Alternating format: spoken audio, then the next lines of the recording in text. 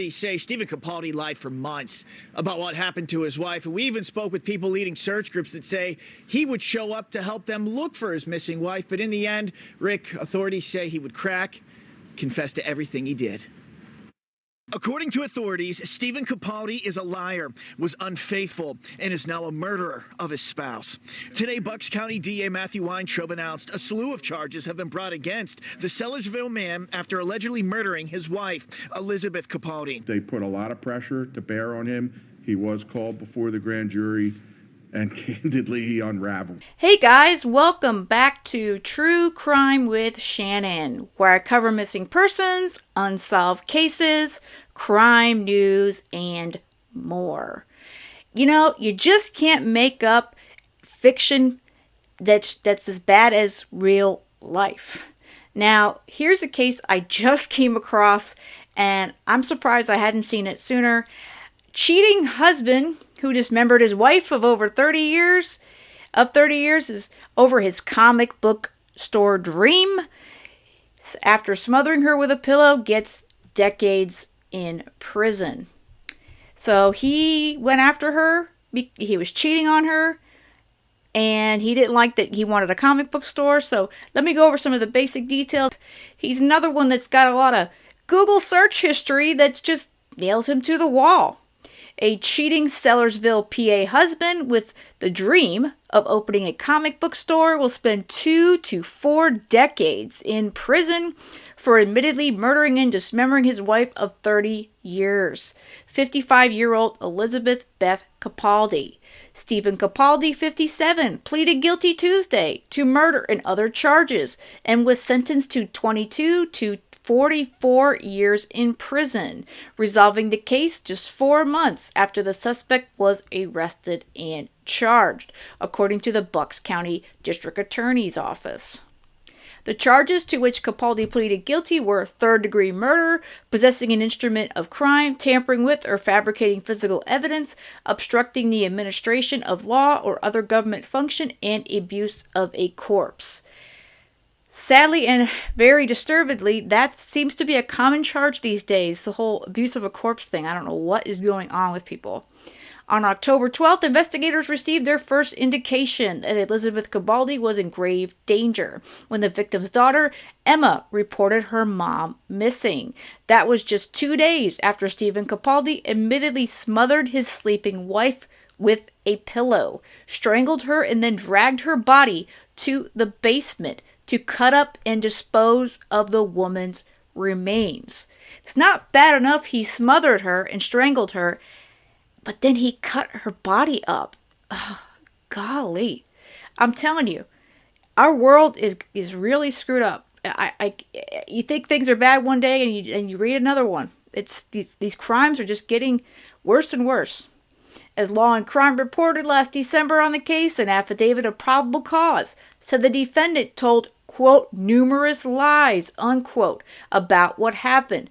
Another pathological liar. A lot of those happening these days too. He also made some damning internet searches. There's another one.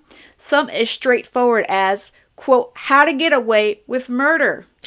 Guess he didn't watch the show on Netflix. How to delete Facebook messages. Can you avoid police detection by turning off your phone? How to control your dark impulses, how to disappear and never be found, and the FBI Handbook of Crime Scene Forensics. I guess those Google searches didn't help you out at all, did they, Stephen? The defendant also searched reciprocating saw in DIY black light. The grand jury report established that prior to the murder, the defendant had found someone, his mistress, that he loved and who supported his dream of opening a comic book store with his brother while his wife did not. According to the grand jury report, the defendant first claimed his wife of 30 years may have left on her own accord and that he had no idea where she could be, but guessed it was probably a beach or somewhere warm. He said she was unhappy in their marriage and she probably left their home in order to prove a point. He claimed the then couple even held hands on the couch while watching Buffy the Vampire Slayer together before bed the night before Elizabeth was last seen alive. It's a little ironic. He further claimed that Elizabeth was the one who admitted having an affair. The grand jury found the opposite to be true. It was Stephen who had an affair, not Elizabeth. It was Stephen who was unhappy in the marriage. It was Stephen who killed Elizabeth on his own accord, and he knew exactly where she was. A search of the defendant's phone confirmed he carried on a 6-month-long emotional and sexual affair with another woman. After Elizabeth Capaldi vanished, the defendant's daughter expressed that she was going to call police. Do what you think you have to do, the killer dad flatly answered. Yeah, he's real sympathetic to his daughter, huh? Emma said in a victim impact statement that her own father should never be free from prison to finally leave my mother's memory in peace. Whew, what a case. I tell you what, again, these guys are just, these Google searches and these constant lies, they're not working, guys. The cops have so many ways to figure all this out. You know, it's like they think that they're being smart, but in the end, they're just being quite the opposite. They're helping themselves get convicted. Tell you what, it's a crazy, crazy world. And every single day, every single time I pull open Law and Crime or News Nation or heck, even Google News, this is the kind of stuff I'm seeing. I don't know, guys.